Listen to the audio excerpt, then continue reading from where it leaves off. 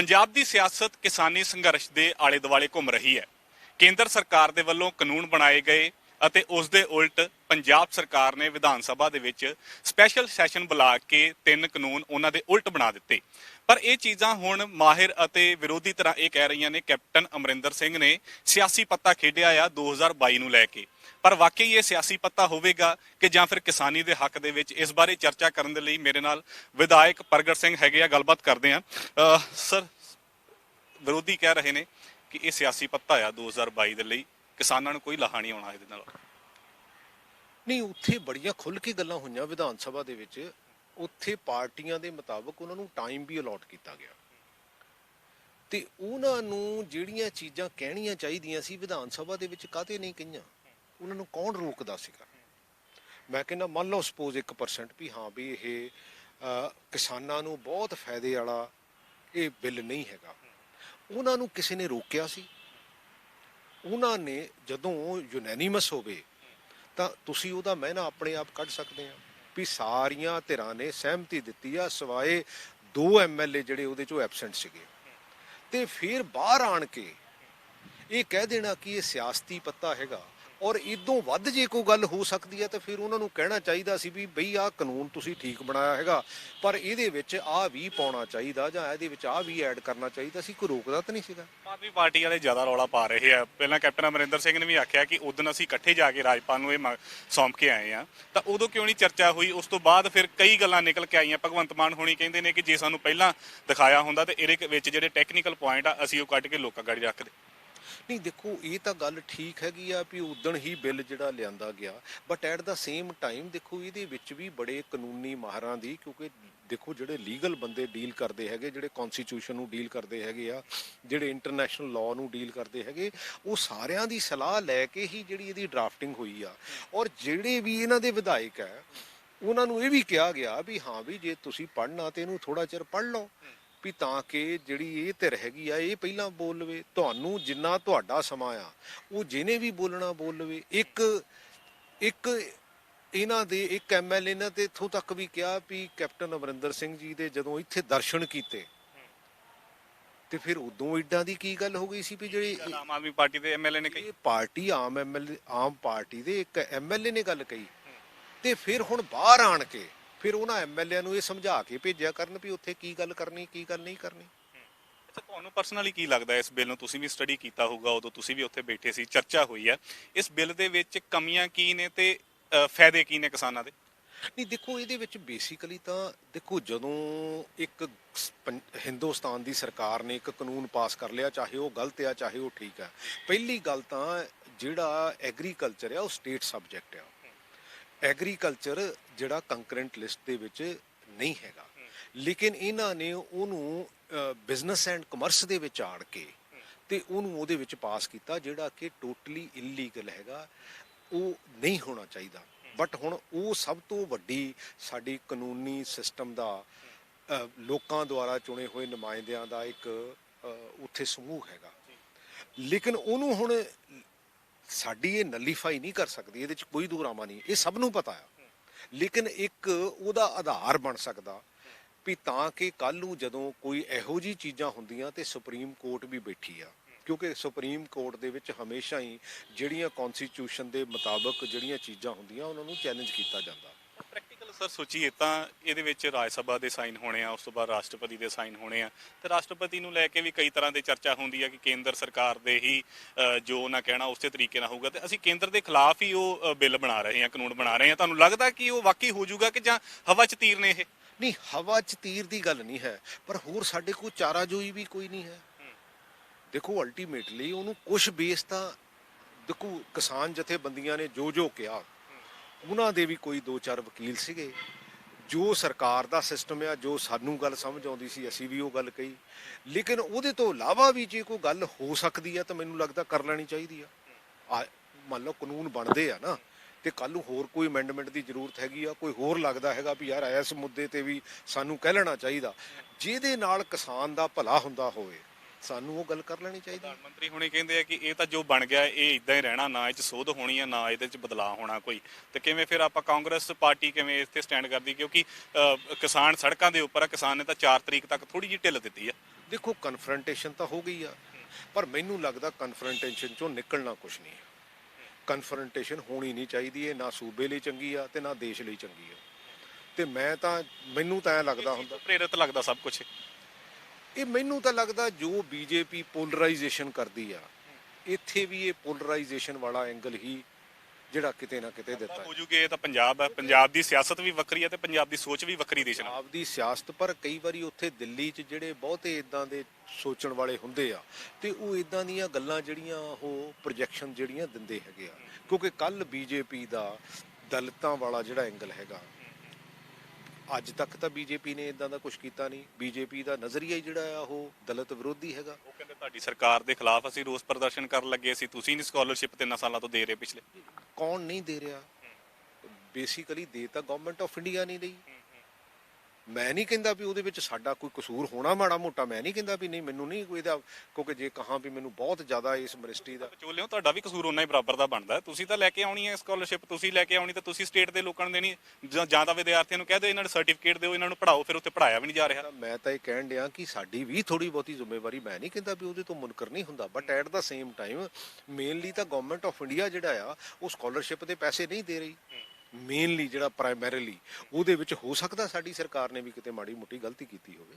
ਅੱਛਾ, ਤੁਸੀਂ ਮਾੜੀ ਜੀ ਗੱਲ ਦੇ ਵਿੱਚ ਤੁਹਾਡੇ ਝਲਕ ਪਈ ਸੀ ਕਿ ਕੀ ਕਿਸਾਨ ਤੇ ਦਲਿਤ ਪੱਤਾ ਖੇਡਣ ਚਾਹੁੰਦੀ ਬੀਜੇਪੀ? ਨਹੀਂ ਦੇਖੋ, ਜਿੱਦਾਂ ਦੀ ਇਹ ਗੱਲ ਮੈਨੂੰ ਸਮਝ ਲੱਗਦੀ ਹੈਗੀ ਆ, ਕਿਉਂਕਿ ਅੱਜ ਤੱਕ ਤਾਂ ਇਹ ਕਦੀ ਇਦਾਂ ਦੀ ਗੱਲ ਹੋ ਨਹੀਂ ਰਹੀ। ਤੇ ਕੱਲ ਹੀ ਇਹਨਾਂ ਨੇ ਜਿਹੜਾ ਇੱਥੋਂ ਮਾਰਚ ਰੱਖਿਆ ਸੀਗਾ, ਤੇ ਮੈਨੂੰ ਕਿਉਂਕਿ ਲੱਗਦਾ ਹੈਗਾ ਵੀ ਕਿਤੇ ਨਾ ਕਿਤੇ ਜਾਂ ਇਹ ਵੀ ਹੋ ਸਕਦਾ ਵੀ ਇਹ ਇੱਥੇ ਲੌਲੈਸਨੈਸ ਕ੍ਰੀਏਟ ਕਰਕੇ ਤਾਂ ਕੋਈ ਜਿਹੜਾ ਹੈਗਾ ਆ ਗਵਰਨਰ ਰੂਲ ਜਿਹੜਾ ਇੱਥੇ ਲਾਉਣਾ ਚਾਹੁੰਦੇ ਹੋ। ਅੱਛਾ, ਹਰ ਇੱਕ ਲੀਡਰ ਦੇ ਤੇ ਹਰ ਇੱਕ ਮਾਹਿਰ ਦੇ ਮੂੰਹ ਦੇ ਵਿੱਚ ਨਾ ਗਵਰਨਰ ਰਾਜ, ਰਾਸ਼ਟਰਪਤੀ ਸ਼ਾਸਨ ਦੀ ਗੱਲ ਹੋ ਰਹੀ ਹੈ ਪੰਜਾਬ ਦੇ ਵਿੱਚ।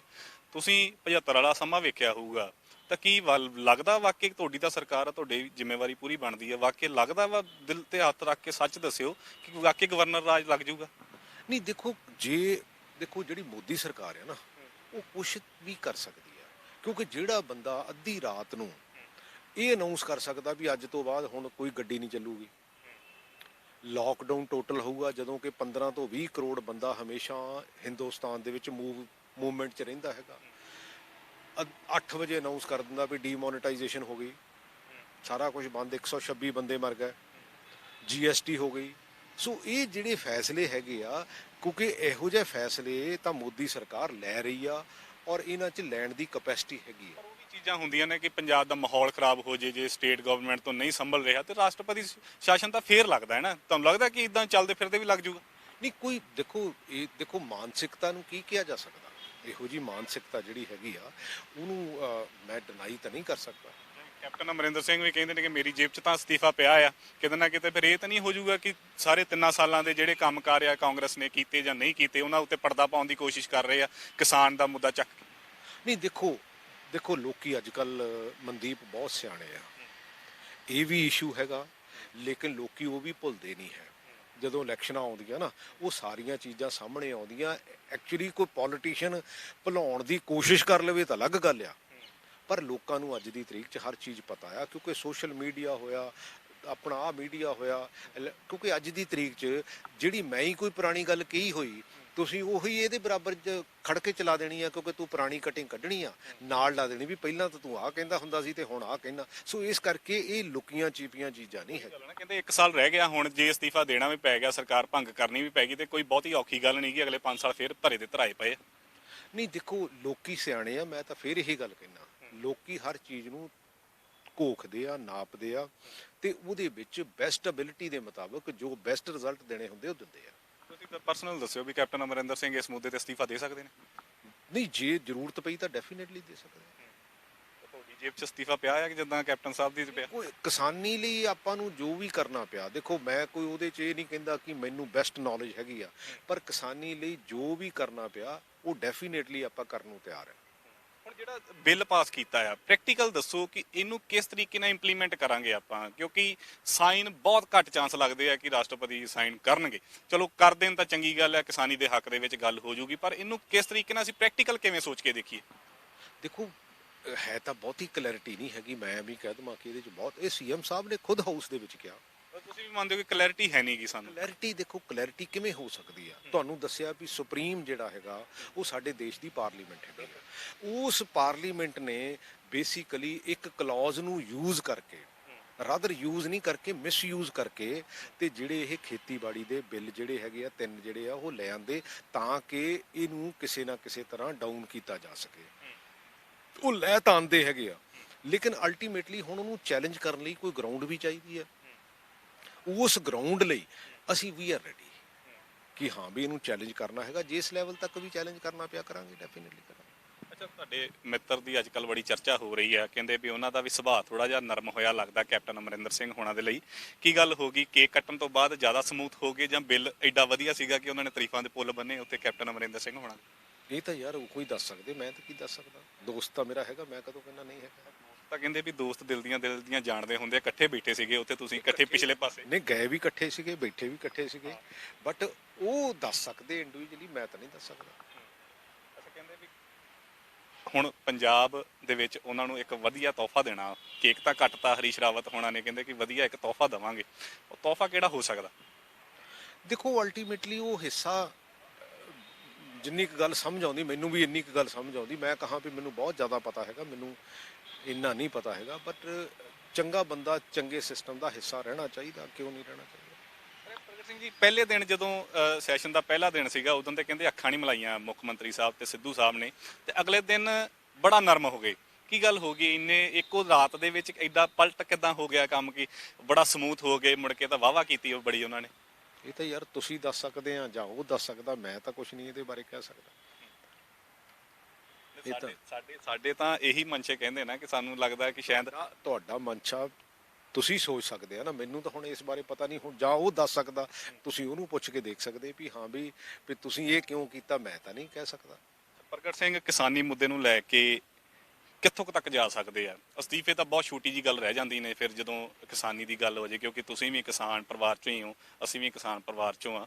ਕੀ ਕਿੱਥੇ ਕੁ ਤੱਕ ਸਟੈਂਡ ਲੈ ਸਕਦੇ ਹੋ ਤੁਸੀਂ, ਤੁਹਾਡੀ ਲੀਡਰਸ਼ਿਪ ਜਾਂ ਤੁਸੀਂ? ਦੇਖੋ, ਜੋਸ਼ ਤੇ ਹੋਸ਼ ਦਾ ਸੁਮੇਲ, ਦੇਖੋ ਦੁਨੀਆ ਦੇ ਉੱਤੇ ਜਿੱਥੇ ਵੀ ਜੋਸ਼ ਤੇ ਹੋਸ਼ ਦਾ ਸੁਮੇਲ ਹੋਵੇ ਨਾ, ਉੱਥੇ ਤੱਕ ਸਾਨੂੰ ਲੜਨਾ ਚਾਹੀਦਾ।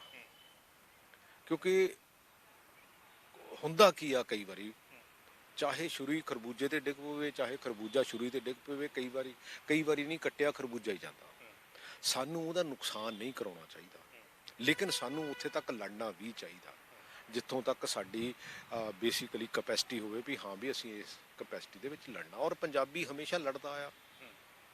ਧੰਨਵਾਦ ਸਰ ਗੱਲਬਾਤ ਕਰਨ ਲਈ। ਸੋ ਇਹਨੇ ਪ੍ਰਗਟ ਸਿੰਘ ਹਮੇਸ਼ਾ ਬੇਬਾਕੀ ਦੇ ਨਾਲ ਗੱਲਬਾਤ ਕਰਦੇ ਰਹੇ ਨੇ। ਅੱਜ ਵੀ ਇਹਨਾਂ ਦੀ ਇਹੀ ਕਹਿਣ ਦਾ ਮਤਲਬ ਆ ਕਿ ਜਿਹੜੇ ਬਿੱਲ ਵਿਧਾਨ ਸਭਾ ਦੇ ਵਿੱਚ ਪਾਸ ਕੀਤੇ ਗਏ ਨੇ ਪੰਜਾਬ ਸਰਕਾਰ ਦੇ ਵੱਲੋਂ, ਸਾਨੂੰ ਵੀ ਵਿਜ਼ਨ ਉਹਦਾ ਅਜੇ ਕਲੀਅਰ ਨਹੀਂਗਾ। ਜੇ ਕਲੀਅਰ ਹੁੰਦਾ ਤਾਂ ਇਹਨਾਂ ਚੀਜ਼ਾਂ ਦਾ ਜਵਾਬ ਜ਼ਰੂਰ ਦਿੰਦੇ, ਗੋਲਮੋਲ ਜਵਾਬ ਦਿੱਤਾ।